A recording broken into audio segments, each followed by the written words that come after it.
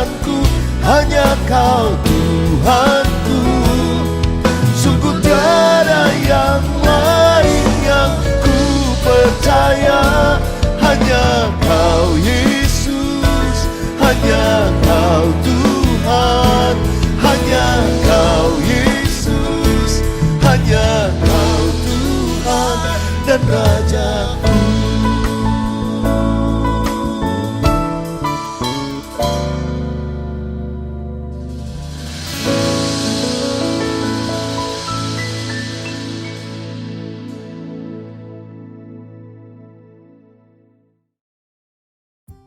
Shalom saudara, pada Voice of Pentecost kali ini kita akan membahas mengenai apakah orang yang belum dibaptis Roh Kudus dapat dipakai oleh Tuhan.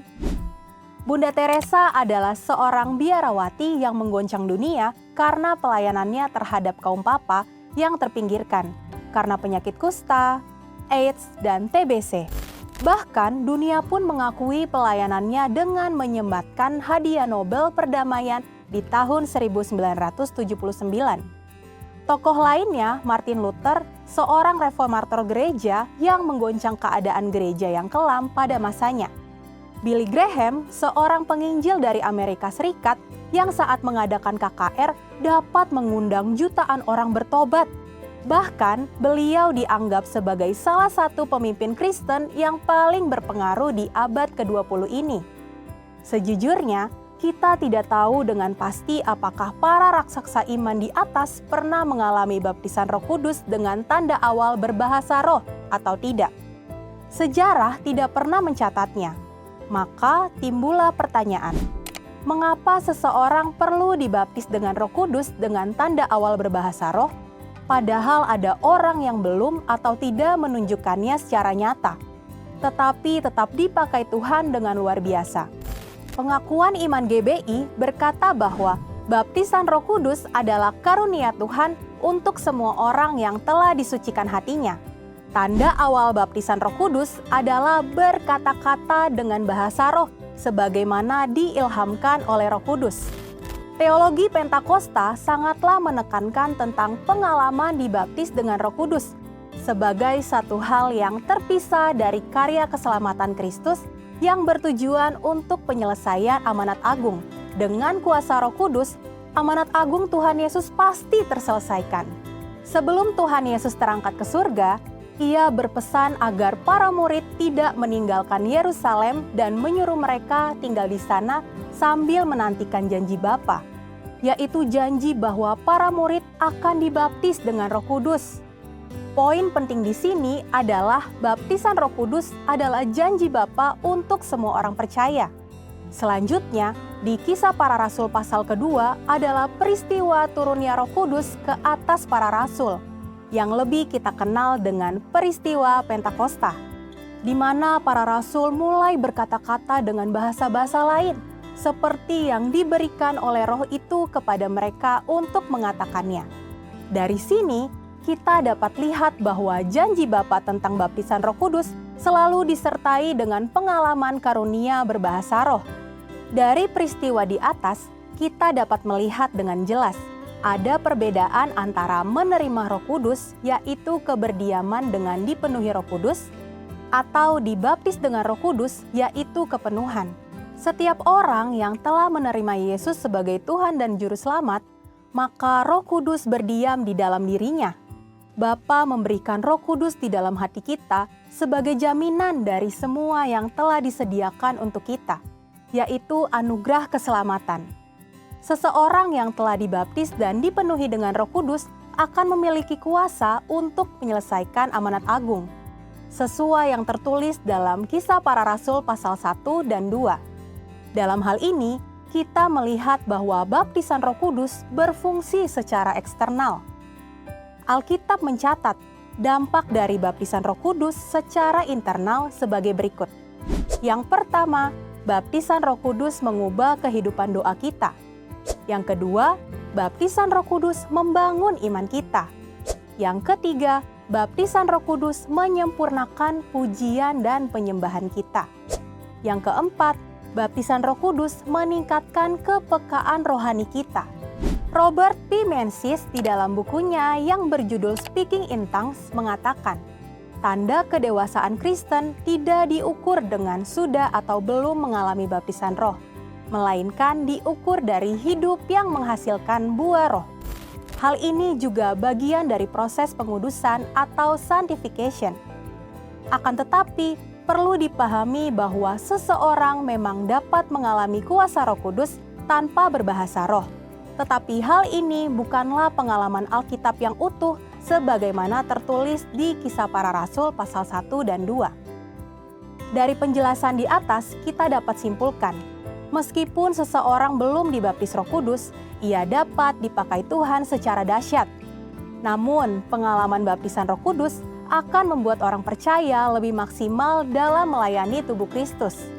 Jikalau Alkitab menuliskan adanya pengalaman kepenuhan Roh Kudus dengan tanda awal berkata-kata dalam bahasa roh, mengapakah kita tidak merindukannya? Saudara, untuk penjelasan lebih lengkapnya dari tim teologi kami, jangan lupa untuk membuka link yang ada di atas atau scan QR Code yang tersedia. Tuhan Yesus memberkati.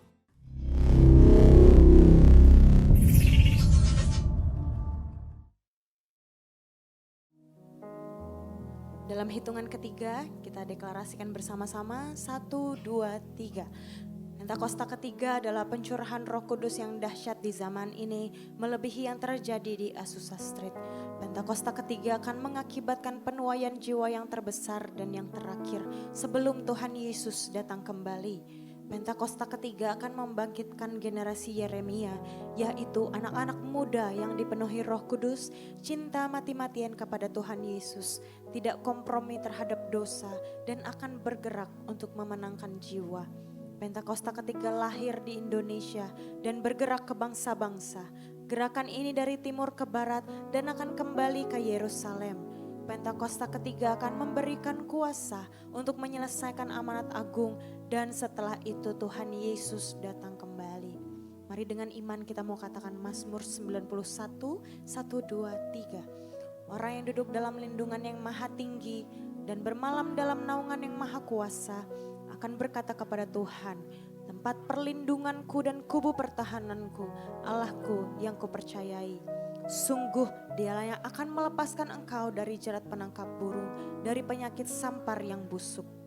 Dengan kepaknya ia akan menundungi engkau, di bawah sayapnya engkau akan berlindung. Kesetiaannya ialah perisai dan pagar tembok.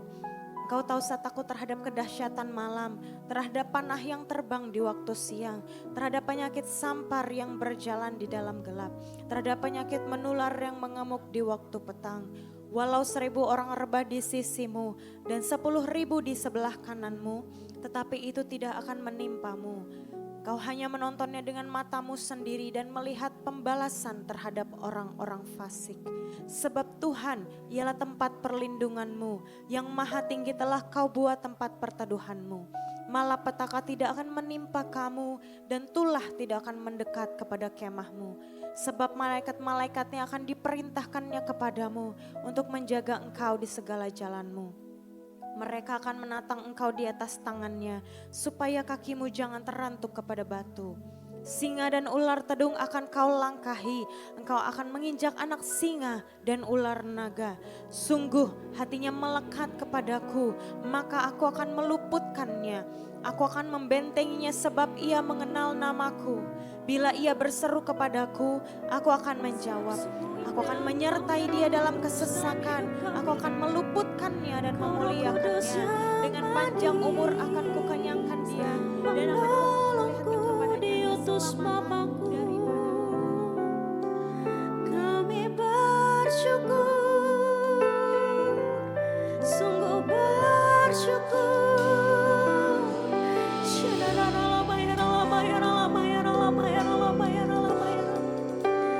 Rohmu yang manis, Rohmu yang lembut ada di tengah-tengah kami ya Tuhan. Kami membuka hati kami ya Tuhan.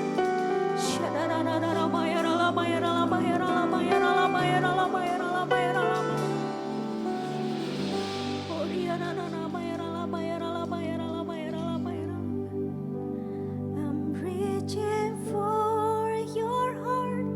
You hold my life.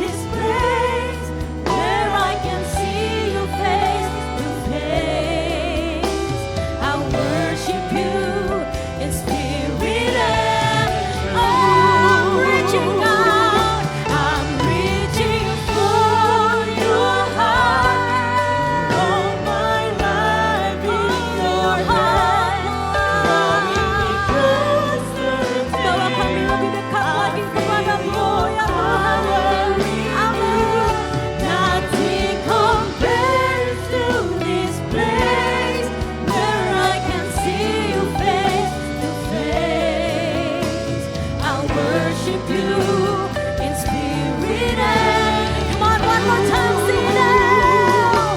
I'm reaching for your heart.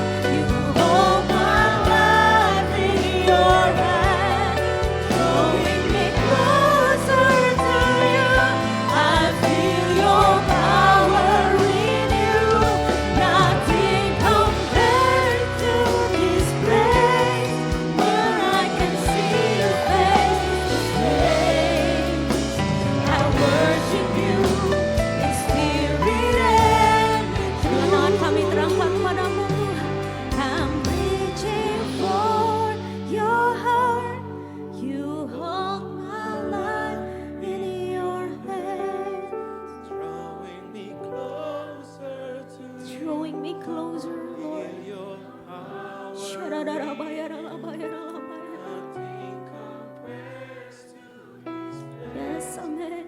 Where I can see you face to face, I worship you in spirit and in truth. I'm reaching for your heart. I'm reaching for your heart. you hold my life in your hand, Drawing me closer to you. I feel your power in you. Nothing compares to this place where I can see you face to face. I worship you in spirit and in truth.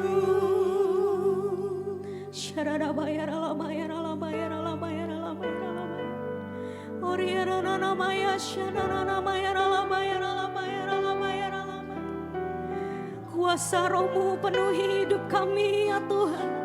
Kami buka hati kami ya Roh Kudus. Roh Kudus yang manis kekasih jiwaku.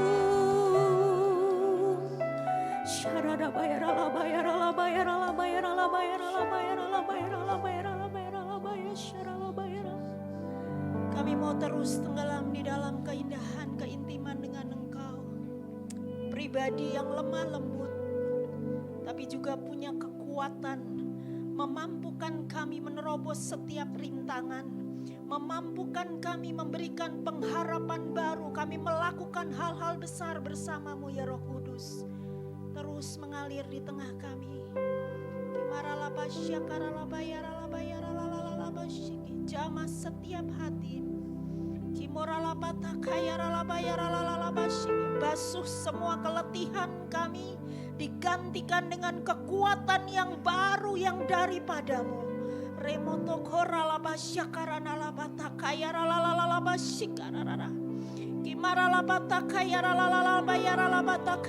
Setiap hati-hati yang keras diubahkan, kami memperoleh hati yang baru, hati yang taat, hati yang dengar-dengaran akan Engkau, hati yang sanggupkan untuk kami melakukan setiap ketetapan-ketetapan firman-Mu.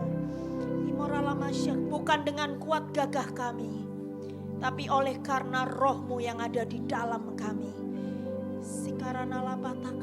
Terus Roh Kudus, terus Roh Kudus, terus mengalir dalam setiap kehidupan kami. Bahkan kami saat ini meyakini Engkau mengalir di antara bangsa kami.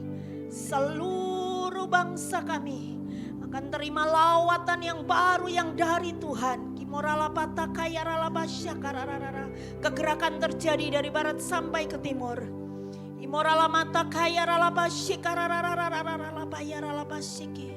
Kami beri tempat kepadamu Roh Kudus untuk ambil alih bangsa kami. Biarkan Roh-Mu yang kudus yang melanda setiap penduduk negeri ini. Roh-Mu yang menjamah pemimpin-pemimpin bangsa kami. Membuat mereka bisa melakukan segala sesuatunya karena takut akan Tuhan.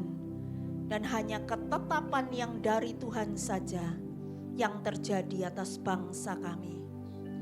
Kami juga percaya Roh-Mu yang kudus sedang bergerak bagi gereja-gereja Tuhan dimanapun di seluruh Indonesia, bahkan di bangsa-bangsa. Kembalikan kami kepada pujian dan penyembahan yang benar kepadamu. Biar kehidupan kami senantiasa daily kami boleh berjalan bersama dengan tuntunan Roh-Mu saja. Kami berdoa buat pemimpin kami, Bapak Pendeta Insinyur Niko Nyotoro Harjo bersama dengan seluruh staf yang ada Tuhan, seluruh jajaran pemimpin.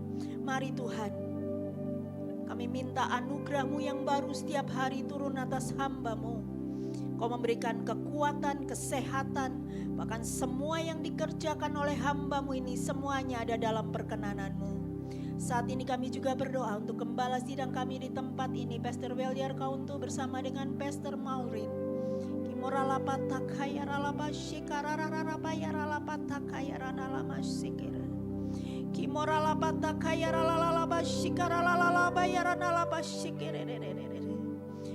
Kami minta Roh-Mu yang baru setiap pagi turun atas hamba-Mu, atas Bapak Gembala kami bersama dengan Ibu. Dalam mengembalakan CK4, ada kekuatan yang baru yang setiap hari mengalir. Ada hal-hal yang baru yang Tuhan nyatakan yang bisa dibagikan buat kami semua. Dan kami juga menangkap dengan tepat apa yang menjadi isi hati Tuhan buat setiap kami.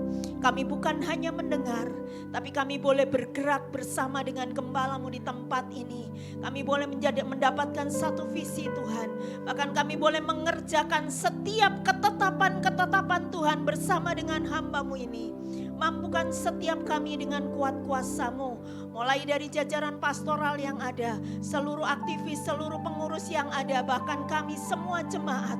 Kami disatukan di dalam unity Tuhan. Kami boleh saling melengkapi satu dengan yang lain. Kami menjadi satu tubuh Kristus yang kuat karena Tuhan ada bersama di antara kami. Terima kasih Bapa, segala bentuk perpecahan kami halaukan dari tempat ini di dalam nama Tuhan Yesus Kristus. Hanya kasih-Mu saja yang mengalir di tengah-tengah kami. Imoralama syakaralapa. Persiapkan kami Tuhan. Persiapkan kami untuk masuk lebih dalam lagi. Kami tahu hadirat-Mu masih ada di tengah-tengah kami. Dan Kau terus mau bicara buat setiap kami. Di dalam nama Tuhan Yesus Kristus kami naikkan syafaat kami. Haleluya. Amin. Mari di tempat ini kita beri kemuliaan buat Tuhan Yesus sekali lagi. Haleluya. Silakan duduk saudara dikasih Tuhan. Saya lanjutkan pesan Tuhan. Apa yang kita dengar ini sebenarnya Tuhan Yesus sudah nyatakan. Beberapa waktu sebelum Tuhan Yesus mati dan disalibkan. Tuhan Yesus sudah menyampaikan kepada murid-muridnya di dalam Yohanes 16. Kali ini saya ajak kita baca Yohanes 16 ayat 7 sampai ayat yang ke-11. Yohanes 16 ayat 7 sampai 11. Ini yang Tuhan Yesus katakan. Yuk kita baca. 3, 4. Namun benar yang kukatakan ini kepadamu adalah lebih berguna bagi kamu jika aku pergi. Ini kata Tuhan Yesus ya. Sebab jikalau aku tidak pergi, penghibur itu tidak akan datang kepadamu. Tetapi jikalau aku pergi, aku akan mengutus dia kepadamu. Ayat 8. Dan kalau ia datang, ia akan menginsafkan dunia akan dosa, kebenaran, dan penghakiman. 9. Akan dosa karena mereka tetap tidak percaya kepadaku. Ayat 10. Akan kebenaran karena aku pergi kepada Bapa dan kamu tidak melihat aku lagi. Ayat 11. Akan penghakiman karena penguasa dunia ini telah dihukum. Saudara yang dikasih Tuhan, Tuhan berkata adalah lebih berguna aku pergi. Sebab ketika Tuhan pergi, maka nanti Bapa akan mengutus yang disebut tadi penolong. Atau dikatakan dia adalah penghibur yang akan datang. Dia juga disebut di ayat selanjutnya, roh kebenaran yang akan memimpin kita kepada seluruh kebenaran Allah. Saudara dan saya dalam hidup ini kita perlu penolong. Kita perlu penghibur. Dan Roh Kudus adalah penolong yang sejati. Penghibur yang sejati. Saudara tangkap baik-baik pesan ini. Penghibur, penolong. Dalam dunia kita butuh, ketika kita alami kesusahan, kita butuh dihibur. Ketika kita mengalami kesepian, rasanya ditinggalkan orang, kita butuh penghibur. Dan Dia, Roh Kudus itu penghibur yang sejati. Mari kita lihat diri kita, adakah pada waktu kita sedang mengalami keadaan-keadaan seperti tadi, kita langsung cari Tuhan, kita langsung minta Roh Kudus sebagai penghibur, mengambil alih, take over semua keadaan kita. Karena itu penyembahan, apalagi yang namanya penyembahan dalam roh, kita mengaktifkan sehingga peran Roh Kudus dalam kehidupan kita itu nyata. Dan disitulah, makanya waktu kita menyembah kita rasa penghiburan, kok ada damai sejahtera. Ketika kita mengalami keadaan susah, kita butuh pertolongan. Roh Kudus sebut penolong, mari ingat, Dia penolong. Kalau Dia penolong yang sejati, Dia bisa tolong kita. Karena saudara yang dikasih Tuhan, kalau Roh Kudus penuh atas kita, maka kuasanya akan dimanifestasikan melalui kehidupan kita. Jangan takut, karena Dia ada penolong. Apa yang kau ucapkan dengan iman, itu terjadi. Apa yang kau doakan, doamu penuh kuasa. Bukan karena kita hebat, tapi karena kita punya Roh Kudus. Katakan amin. Saya selalu berkata, kekristenan tanpa Roh Kudus sama aja sama agama lain, biasa aja. Ada orang bilang, wah, kan agama sama, semua ngajarin yang baik. Iya, saya juga gak argue dengan itu, tapi saya mau beritahu, itulah kalau kekristenan tanpa Roh Kudus, cuma agamawi aja. Tapi waktu saudara saya dipenuhi Roh Kudus, itulah kehidupan Roh Kudus, kehidupan kekristenan kita berbeda. Berbeda, karena kita punya penghibur, kita punya penolong. Dan saudara yang dikasih Tuhan, ini yang saya mau katakan, apa yang disampaikan di ayat ini. Peran Roh Kudus yang membawa keselamatan buat banyak orang. Kalau Roh Kudus ada dalam kita, kita dipakai juga untuk membawa pendamaian buat orang lain kepada Tuhan. Sebab Roh Kudus yang bekerja waktu sudah berdoa buat seseorang, maka dikatakan begini di ayat yang ke-8. Dan kalau Roh Kudus itu datang, Ia akan menginsafkan dunia akan dosa, kebenaran, dan penghakiman. Ini karya Roh Kudus. Kalau hari ini saudara dan saya, kita sungguh-sungguh mengikut Tuhan, kita kenal Tuhan Yesus, kita bertobat dan sungguh-sungguh ikut Tuhan, saya mau katakan itu adalah karya Roh Kudus. Itu adalah pekerjaan Roh Kudus. Oh Pak, saya diinjilin sama dia yang ngedoain saya, hebat dia. Enggak, dia cuma alat. Tapi Roh Kudus sebetulnya membawa keselamatan buat saudara dan saya. Oh Pak, saya bertobat waktu saya datang ke gereja ini Pak. Wow, saya ibadah di sini. Saya datang, saya doa, wah ada seri jamaah, saya bertobat. Wah itu gereja itu luar biasa. No, bukan. Roh Kudus yang membawa kita bertobat. Karena waktu kita menyembah Roh Kudus hadir. Yang pertama dia katakan dia menginsafkan dunia akan dosa. Kalau saudara membaca keterangannya di ayat 9, 10, 11. Mungkin kita agak sedikit bingung. Apa yang dimaksud menginsafkan dunia akan dosa, akan kebenaran, dan akan penghakiman. Di ayat 9 dikatakan Roh Kudus itu menginsafkan dunia akan dosa karena mereka tetap tidak percaya kepadaku. Ini Tuhan Yesus ngomong. Waktu Tuhan Yesus ada di dalam dunia, Tuhan Yesus sudah ngomong, mereka tetap aja gak percaya. Mereka sudah lihat tanda-tanda dan mujizat, mereka tetap tidak percaya. Itulah manusia, karena kepercayaan kita bergantung kepada apa yang ada di pikiran kita. Bergantung kepada pengetahuan kita atau yang kita pernah diajarkan. Jadi semua terbatas kepada knowledge kita. Makanya mereka tuh gak insaf akan dosa. Buatnya biasa aja gak apa-apa tuh.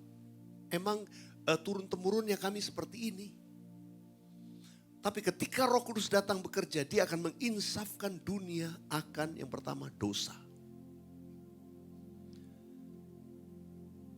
Pekerjaan Roh Kudus yang menginsafkan seseorang untuk menyadari saya orang berdosa. Even orang yang katanya orang baik-baik. Wah dia orangnya baik. Ada orang pernah berkata kepada saya, Pak, membawa orang itu datang jadi pengikut Yesus Lebih susah Pak, kenapa? Karena orangnya baik Pak. Justru itu, memang kita nggak bisa, itu pekerjaan Roh Kudus. Ada seseorang yang mungkin baik, latar belakang yang lain, nggak kenal Tuhan, tapi hidupnya baik. Ya. Waktu ada seorang yang datang untuk ikut Tuhan, apa alasannya? Saya orang baik. Gak apa-apa, semua sama kok baik. Saudara pernah berhadapan dengan kondisi itu? Ya, itulah di dunia. Tapi kalau kita berdoa, kita minta Roh Kudus yang bekerja. Nanti lihat, Roh Kudus akan menginsafkan dia akan dosa. Semua orang bisa lihat baik. Tapi dalam kebaikan yang dilihat orang banyak, ada hal-hal yang gak baik yang tidak dilihat orang. Tapi waktu Roh Kudus bekerja, itu menusuk sampai ke dalam. Sehingga orang itu tahu. Dan dia perlu bertobat. Saudara dikasih Tuhan, yang kedua dikatakan menginsafkan dunia akan kebenaran. Di ayat 10 dikatakan akan kebenaran karena aku pergi kepada Bapa dan kamu tidak melihat aku lagi. Mungkin sudah bertanya apa sih maksud ayat ini, gak ngerti. Ya, dulu standarnya mereka waktu mereka lihat Yesus ada di dunia. Memang Alkitab berkata dia adalah firman yang menjelma menjadi manusia. Ketika Yesus ada dalam dunia, inilah pattern kebenaran. Inilah contoh kebenaran yang dilihat. Kehidupan Yesus, apa yang diajarkannya, apa yang dikerjakannya, semua kebenaran. Dia firman yang hidup, Alkitab katakan, yang menjelma menjadi manusia. Tapi sekarang Tuhan Yesus katakan, sebab aku tidak akan ada lagi, kamu tidak akan melihat aku lagi. Kamu gak ada pattern apapun. Kamu yang nanti akan jadi pattern. Karena itu kamu perlu Roh Kudus. Roh Kudus yang akan menyingkapkan engkau akan kebenaran. Roh Kudus akan mengajar, menuntun hidupmu. Kalau dulu murid-murid Tuhan Yesus melihat langsung pribadi Yesus. Tapi waktu Yesus naik ke surga, mereka perlu Roh Kudus. Saudara, di zaman kita sekarang ini, untuk menuntun kepada kebenaran, betul-betul itu pekerjaan Roh Kudus. Karena kadang-kadang kita ini stubborn. Kita pikir kita benar. Kita pikir yang kita tahu itu udah yang paling benar. Saudara, saya berkata Tuhan itu akan menyingkapkan seluruh kebenaran. Tapi enggak langsung. Itu bertahap. Sebuah proses. Makanya kehidupan kekristenan sering menghadapi proses. Supaya apa? Tuhan membuat kita mengerti step by step. Mengenal dia satu tahap demi satu tahap. Tapi izinkan dia merubah kita sampai kepada seluruh kebenarannya Allah. Yang mau hidupnya dibaharui, diubahkan Tuhan, katakan amin. Dan yang ketiga dikatakan pekerjaan Roh Kudus menginsafkan dunia akan penghakiman. Dikatakan ayat 11 akan penghakiman karena penguasa dunia ini telah dihukum. Saudara, pada waktu itu penguasa pada waktu itu penguasa dunia ini itu iblis. Ketika Yesus mati di kayu salib, dia turun ke dalam kerajaan maut. Kapan penguasa dunia itu dihukum? Mulai saat itu. Tuhan Yesus menang atas maut. Mulai itulah dia dibelenggu, dia dihukum. Sampai pada saatnya nanti. Saudara dikasih Tuhan, karena itu Tuhan tuh ingatkan akan ada yang namanya penghakiman. Jadi saudara, kalau yang tetap ikut sama si penguasa dunia ini akan kena penghukuman juga. Jadi artinya gini, kamu sadar ini biangnya udah dihukum. Kamu jangan ikut-ikut dengan perbuatan iblis. Kamu juga pasti dihukum. Jadi orang sadar akan perbuatannya yang tidak baik. Dia harus bertobat. Sometimes waktu kita bilang sama orang, udah tobat lo, bertobat lo.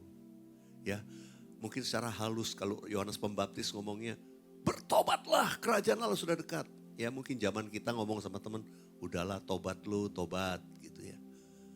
Tuhan sudah mau datang, udah mau kiamat. Mungkin begitu saudara. Kita ngomong pelan-pelan, orangnya ya gak mau bertobat. Tapi saya beritahu saudara, kalau kita berdoa sungguh-sungguh, minta Roh Kudus yang bekerja. Kita berdoa sungguh-sungguh, minta penolong itu yang menjangkau orang-orang ini. Maka saya percaya Tidak ada yang mustahil. Orang yang keras sekalipun, dia akan dijamah Tuhan. Saya sudah dengar banyak sekali kesaksian. Orang yang didoakan, yang tadinya rasanya nggak mungkin. Tapi dia akhirnya sadar akan dosa.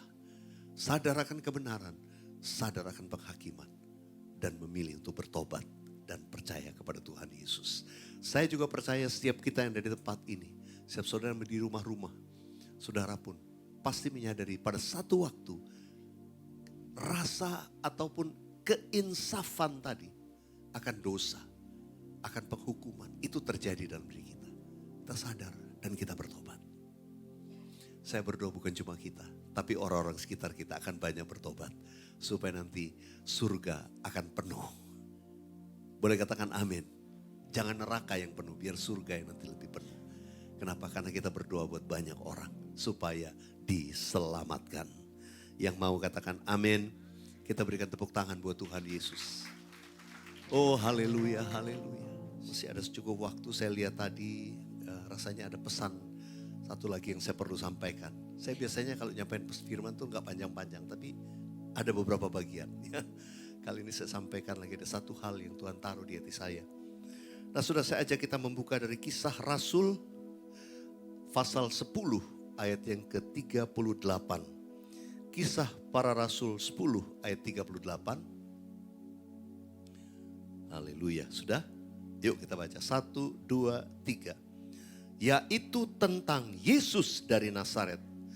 Bagaimana Allah mengurapi dia dengan Roh Kudus dan kuat kuasa.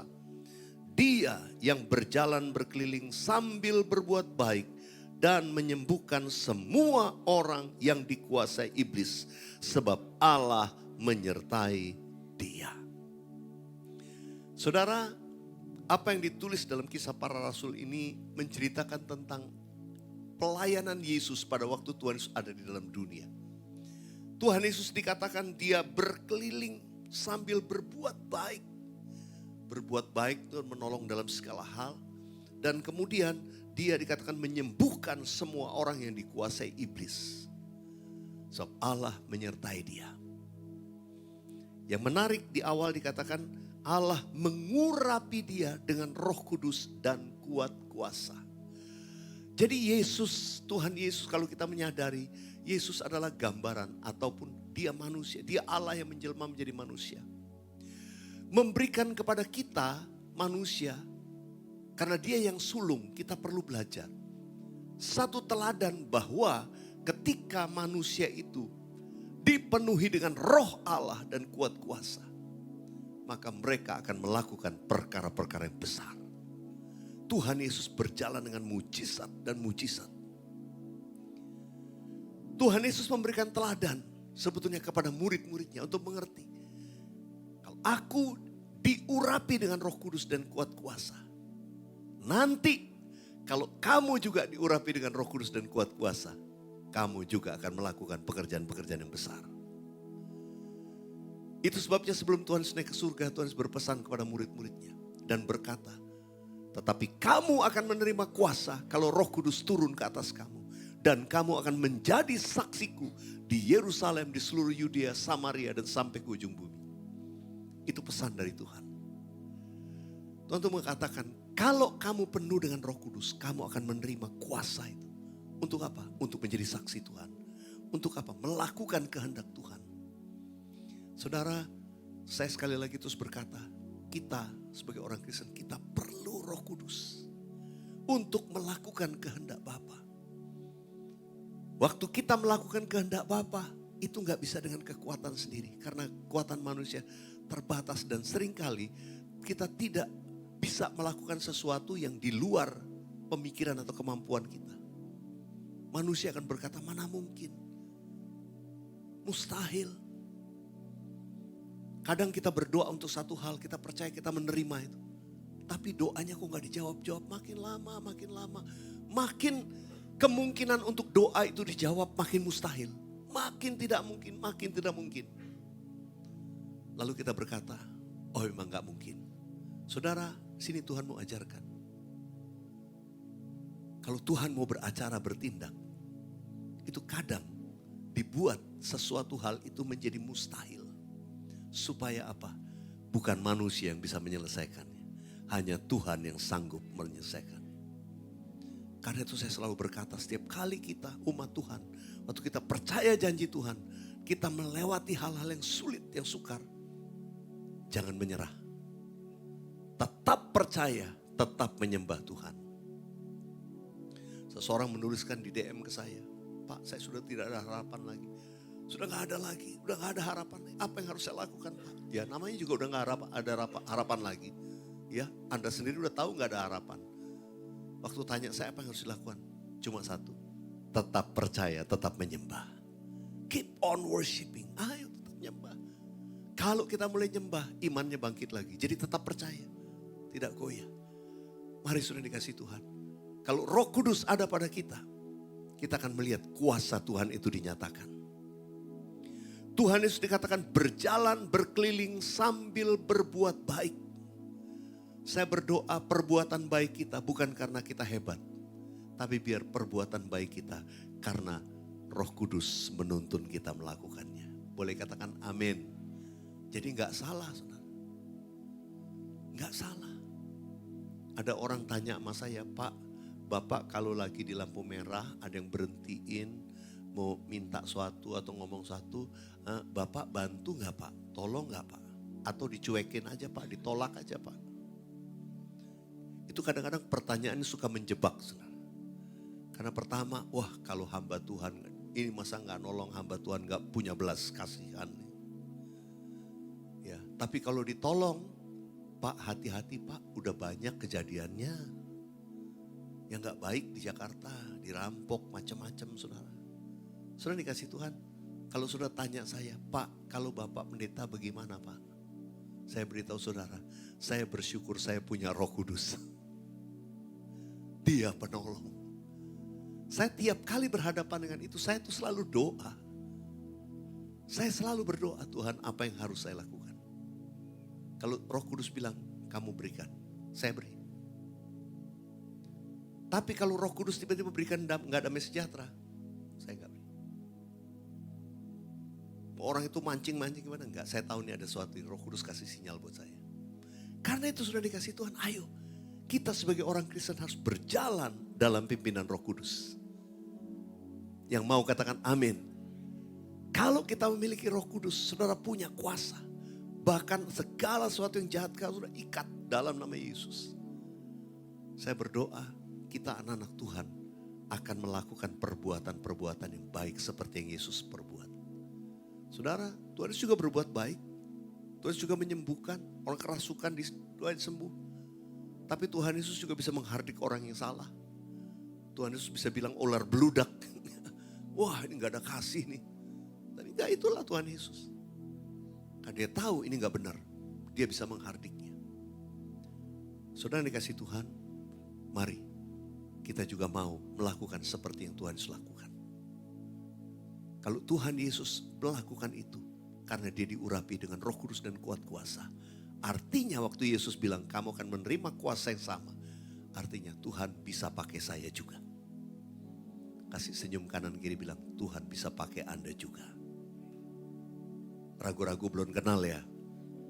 Ya, senyum aja bilang Tuhan Yesus akan pakai Anda juga. Berapa banyak yang mau dipakai Tuhan? Haleluya. Saudara, saya mau sampaikan masuki hari-hari ke depan. Tuhan mau kita tetap jadi saksi Tuhan. Sekalipun mungkin keadaan sukar, ekonomi sukar, banyak orang bilang keadaan sulit. Pak bagaimana saya berjalan dalam pimpinan Roh Kudus? Ya, ayo saya berdoa setiap kita melewati masa yang sukar di depan. Kalau sudah berjalan dipimpin Roh Kudus, sudah akan seperti bangsa Israel. Yang akan melewati mungkin masa sukar dengan kemenangan dan mujizat dari Tuhan. Saya berdoa berjalan dengan Roh Kudus sudah akan mengalami tanda-tanda dan mujizat dari Tuhan. Kita berikan tepuk tangan buat Tuhan Yesus. Tuhan Kudus adalah perjamuan Tuhan sendiri. Mari saya berdoa setiap kita boleh masuk dalam perjamuan kudus. Dengan iman percaya ini ada tubuh dan darah Yesus. Kita dengan iman percaya kita menyatu, kita dilayakkan. Mengambil bagian dengan tubuh Kristus. Dan kita juga dilayakkan ambil bagian dengan darah Yesus. Tuhan siapkan berkat spesial buat anak-anak-Mu. Waktu kami makan, minum perjamuan kudus ini.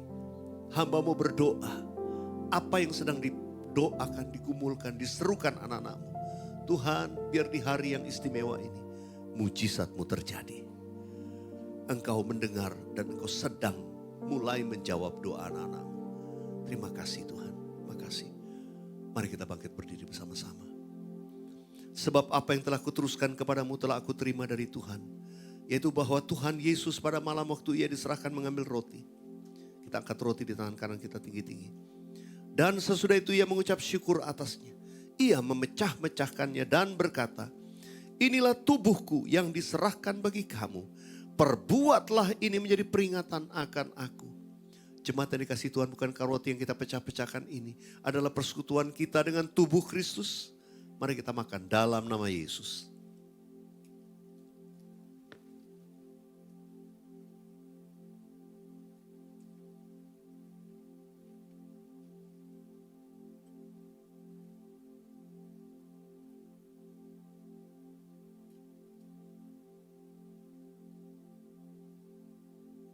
Mari kita angkat cawan di tangan kanan kita tinggi-tinggi. Demikian juga Yesus mengambil cawan sesudah makan lalu ia berkata, cawan ini adalah perjanjian baru yang dimeteraikan oleh darahku. Perbuatlah ini setiap kali kamu meminumnya menjadi peringatan akan aku. Jemaat yang dikasih Tuhan, bukankah cawan pengucapan syukur yang atasnya kita ucapkan syukur ini adalah persekutuan kita dengan darah Yesus. Mari kita minum dalam nama Yesus.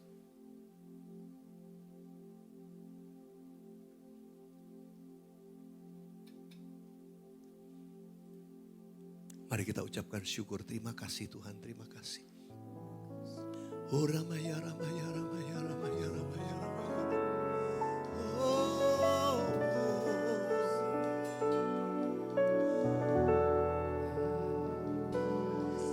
Ina Ramaya, Ramaya, Ramaya, Ramaya, Ramaya, Ramaya.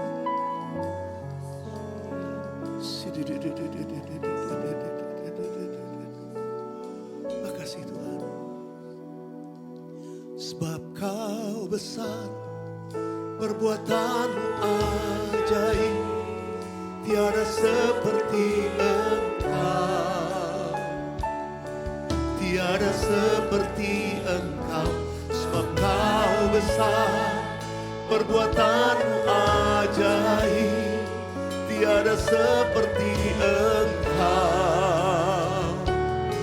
Tiada seperti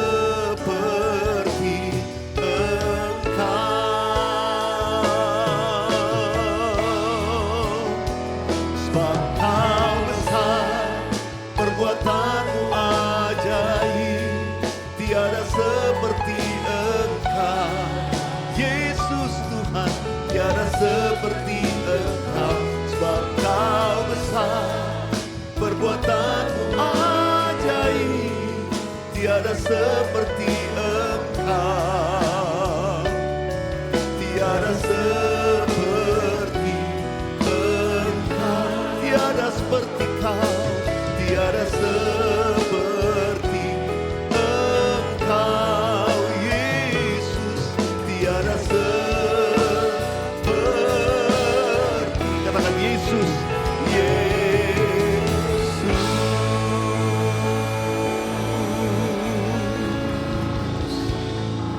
Haleluya, haleluya. Sebab kau besar, perbuatanmu ajaib, tiada seperti engkau. Tiada seperti engkau. Sebab kau besar, perbuatanmu ajaib, tiada seperti engkau Yesus. Tiada seperti engkau Yesus. Tiada seperti engkau. Amin. Tiada seperti Yesus. Yesus. Mari kita angkat kedua belah tangan kita, arahkan hati kita kepada Tuhan. Terimalah berkat Tuhan. kasih anugerah damai sejahtera berkat yang melimpah dari Allah Bapa, kasih yang sempurna dalam Yesus Kristus Tuhan, persekutuan yang indah dan manis dengan Roh Kudus menyertai, menuntun dan memberkati hidup kita dari sekarang sampai Maranatha, bahkan sampai selama-lamanya. Kita yang percaya dan terima berkat Tuhan dalam nama Yesus katakan amin. Amin.